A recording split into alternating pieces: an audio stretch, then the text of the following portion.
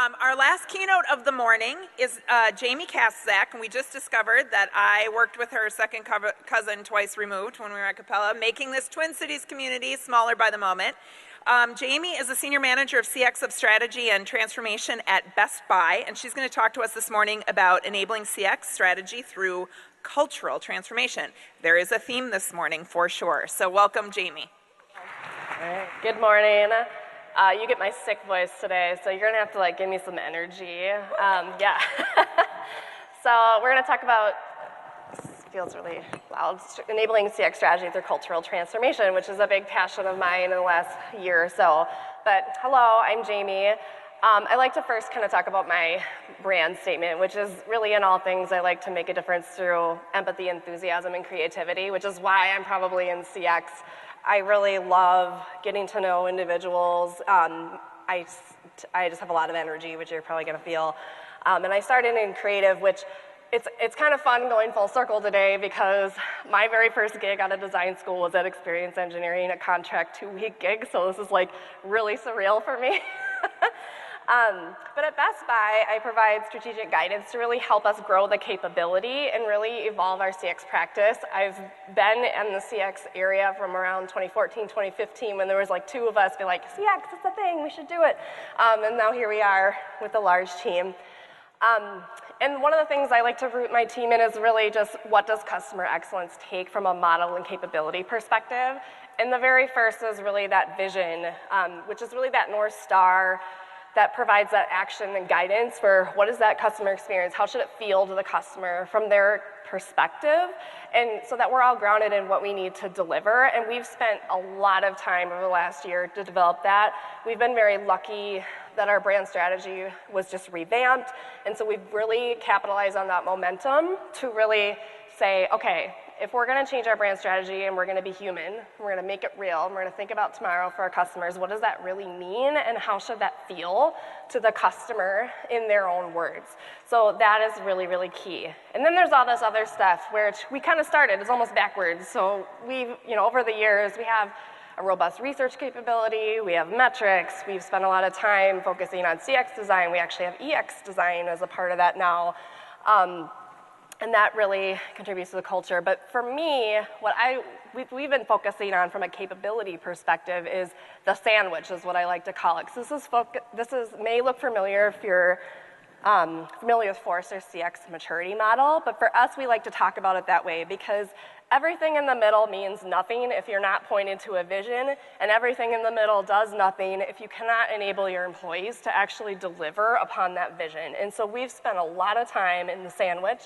And if we do those things and we enable those actions, we will drive cultural change. Everybody owns the culture, but we can make actions to drive change there. So when you think about CX transformation, you can shout it out if you want, or you can just reflect. But what do you think the hardest part of the CX transformation is? Well, I say it's culture, and this is a sentence that we've all heard. Culture eats strategy for breakfast. It's so true. If we can have all our grand plans laid, but if we don't have a culture or enabling those to achieve it, we're toast. So this is something we've acknowledged at Best Buy and we're moving towards.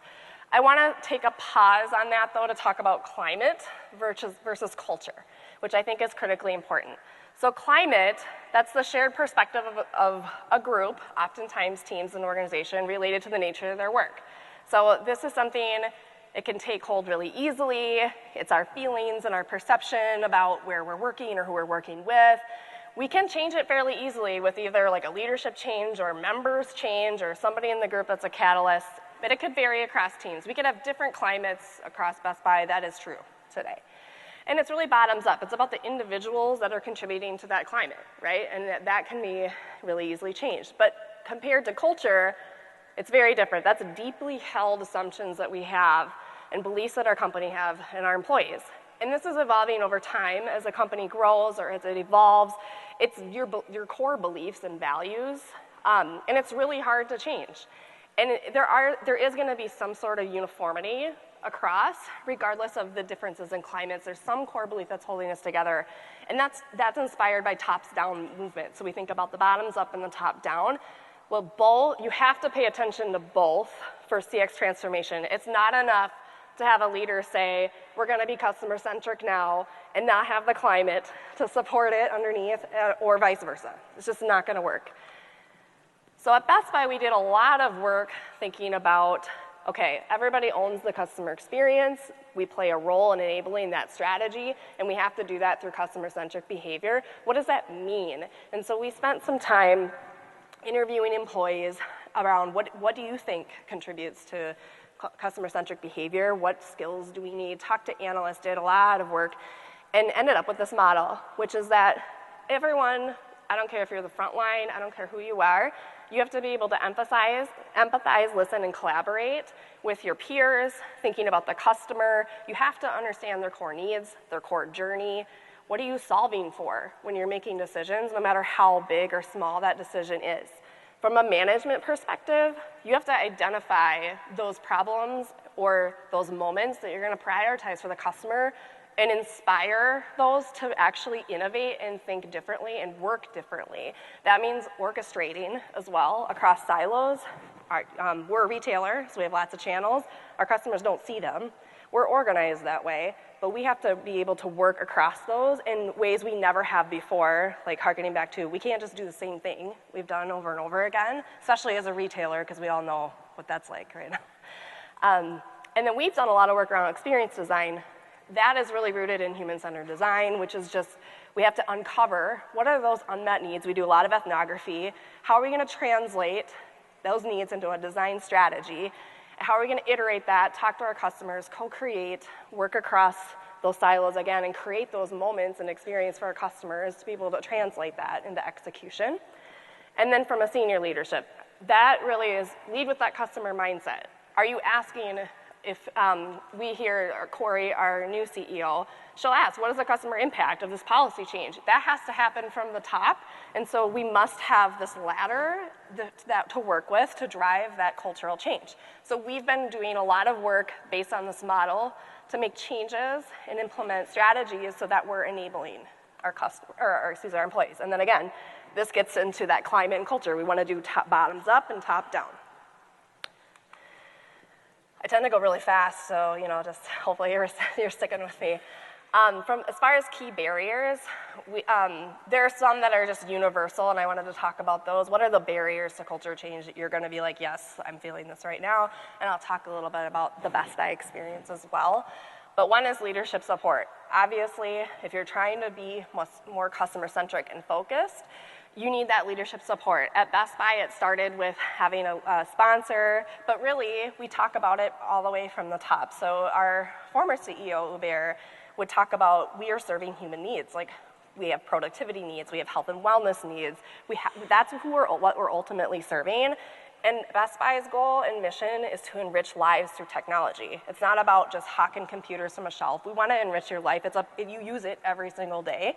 And so having that leadership support, but that's not always the case, correct? So we've had the perfect storm there, but it takes time. I can tell you we weren't always there. CX transformation, it takes like 5-ish years to really get that going, and that was true for us.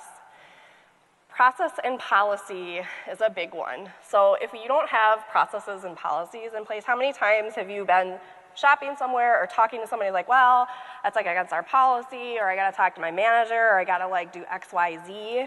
There are processes and policies that get in the way of a customer just enabling and that experience and being customer-centric. A really good example of this, textbook example, would be Nordstrom's, which their employee handbook is one page, and it's literally something along the lines of use good judgment in all things. That's it. Do what you need to do the right thing for the customer. And that's how it should be. We shouldn't be getting in our way. And goes same for employees. If an employee has policies that they can't do their job that effectively touches the customer, eventually, same concept. The next would be KPIs and metrics, which we hear a lot about at Best Buy, which we are working on. But if we are measuring performance and effectiveness in a way that is not conducive to customer-centric behavior or serving the customer or achieving the vision, we are doing it wrong. A classic example, that I like to use is just call center. A lot of call centers, we're like looking at volume and how fast can we get through those calls and can you get through it, and you got the counter clicking on you as an agent and you're like, okay, I gotta get through this call. But you're not thinking about meeting the customer need. That's a classic example of metrics that are backwards. So how can you think about what KPIs and metrics? We're going through that at Best Buy as we talk about barriers to cultural transformation. When we look at sales targets or scorecarding, even for our field employees, they're saying, if you want us to achieve this vision, you have to change it. So we're listening, and we're gonna go through that and change it. Is it perfect now? No, but we're starting now. Employee perception is the other one that I like to talk about, and this is really twofold. One is really common from a corporate perspective, which is just like, I don't have anything to do with the customer experience. Like, I'm just sitting here in finance. I'm just sitting here looking at policy or legal. That's not true. And so one of the things that we're working on from a training perspective, thinking about the pyramid, is doing that almost like 6 degrees of Kevin Bacon. So we worked with our training and development team to say, okay, you're here, how many degrees does it take for you to touch the customer, and what does that actually look like? And so we're going through that. Every single director in the company is going through that training right now, and then they're gonna have to train their teams. So that's one. The other is just thinking you don't have a problem at all, which is like, well, I am customer-centric. Like, I think about the needs. Like, I know what the customer wants without any data to back that up. Or I'm a customer. Like, I know what they want. Or my aunt had this experience. That, like, must be the experience for everybody. We hear that in meeting rooms as well. What we're trying to do culturally is use these customer-led questions that we're going to be blasting all over the enterprise, which is, what customer need are you serving? Can you name it? And if you do, how do you know? And if the how do you know is, well, I just know, that's not an answer, and you gotta go back to figure it out and provide resources for that. So these are the key ones that I think really, that ring true for me in my experience at Best Buy and just talking to others and peers that I have in the industry. And so when we think about what are the key enabling strategies that we have at Best Buy, there's key things that we're doing. One is, it starts with the vision. We pushed really hard that we cannot go through this journey without having the vision. So for us, we heard loud and clear when we did our brand strategy. Employees were like, okay, I'm supposed to be human, but what does that even mean? I have no idea what that means. How am I supposed to behave? So we did some research with employees, qualitative and quant, and customers to figure out what does that mean. So if I'm being human, I'm gonna take this action. And not only that, but what is the customer gonna feel? So if you take this action, the customer feels this, you are being human. And so we're going through the rollout. We're actually gonna launch corporate-wide on CX Day, which I'm super excited about, to really talk about what that means for our employees and provide training around that. The other is really focus on the emotion. So as a part of our customer-led questions that I mentioned, the other side of the question is, are you gonna make the customer feel excited, confident, or appreciated? We learned through our observation of them, that's like really what it's all about. If they can feel excited and confident and appreciated, and your decision enables that, you should do what you're making a decision about. So that's the other. The other thing we talk about too is the vision is like, this is us on our best day. So it's not like we're asking you to make this pivot of this is a foreign thing Best Buy's never done. It's like, no, we've uncovered stories by talking to you, and this is how we behave on our best days. And it's not about humans, we say it's not about humans buying, it's about humans being. And that's how we want to be as a company. So the vision, we have to have everything ladder up to that vision. The next, which has been a big focus for us, is it requires partners and advocates. So one of the big efforts we've had this year is launching our very first Brand Champions program, which is training those individuals. Not only they got a preview of the vision launch, but giving them skills and almost being that extension of the CX groups, because we can't be in every room, we can't be in every decision, and we don't want to be the expert. We want to democratize these skills. And so we have 40 individuals in our corporate side and 40 in the field. Also, from a field perspective, we aren't going to pretend that we understand the field culture. Corporate and field culture is really different. So we said, let's partner with our field leaders, and so we run the corporate side. we know that audience, they run the field side, they know that audience, and we partner together. And so there's a lot more collaboration as a part of this process, which I think is really fantastic because we want the right people to be leading those groups. And those groups are also being empowered to make decisions and drive impact. And what we say to them is, you're here to change the conversation in every room. Like, think of the pyramid, you're changing that surgically throughout the corporation. And so we said, if we're gonna expect us to behave this way, what do you wanna focus on? And so we had them split up into task forces on how to break down those barriers. So the field, they're working a lot on the KPIs because that impacts them directly. At the corporate side, we have a group that's just, let's say, customer first. Like, how do we expose more of the customer in the building? Like, how do we put them in the meeting rooms? How do we put them in the entryway? What are we doing about that? The other is around accessibility. So how do we make that understanding and that research more accessible to people when they're asking those questions? They have to be able to answer that. And so we need to make that easy for them. We have another that's focused on just breaking down specific barriers, and another around learning. And they're focusing really on how do we build a customer immersion program at Best Buy so people can actually experience it, whether it's store, digital, and we're figuring it out. And that's the big story here is like, yes, we have grand plans, but we're learning our way through this. And that gets to no accomplishment is too small. So this is our big mantra for this change, because if you think about a company as large as Best Buy, making this massive change is no small feat, and so that can feel really intimidating and daunting. And so what we tell our champions is just like, no win is too small.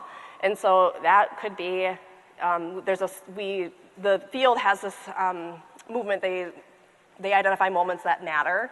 And so one of the moments was just literally a person taking an umbrella and walking somebody to their car, like extending something really small. On the corporate side, we had somebody talk about, well, we have these marketing briefs that we use, and the questions about the customer aren't like till halfway down the form, like after some of the business cases and different, what if we just put that towards the top? And we made people talk about that first. So it can be something super, super small, and the more small wins we have, the bigger it is from a bottoms-up perspective. And so we want to make it less intimidating. And then related to that is don't wait, start now.